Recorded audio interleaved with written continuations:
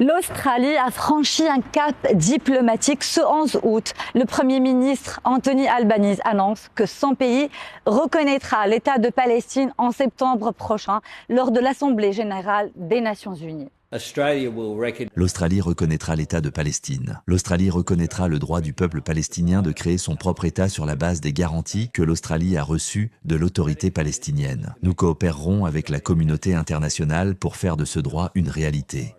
L'Australie rejoint ainsi une dizaine de pays, dont la France et le Canada, qui ont récemment exprimé leur soutien à la reconnaissance de la Palestine. Une reconnaissance qui s'inscrit dans un effort mondial coordonné, comme l'a mentionné le Premier ministre australien.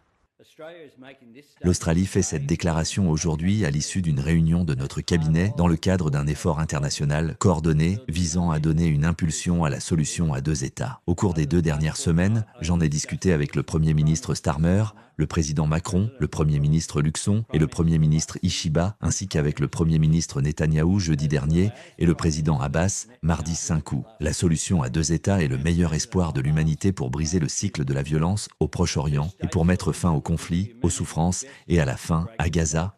De son côté, la Nouvelle-Zélande pourrait elle aussi reconnaître l'État palestinien d'ici septembre. À ce jour, près de 3/4 des États membres de l'ONU reconnaissent la Palestine. Une tendance qui pourrait s'accélérer dans les semaines à venir.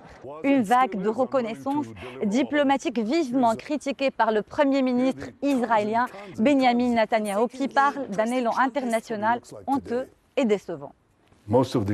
La majorité du public juif est opposée à la création d'un État palestinien, tout simplement parce qu'il sait que cela n'apportera pas la paix, mais la guerre. Voir des pays européens et l'Australie s'engager dans cette voie, tomber dans ce piège, est décevant et, à mon sens, honteux. Mais cela ne changera pas notre position.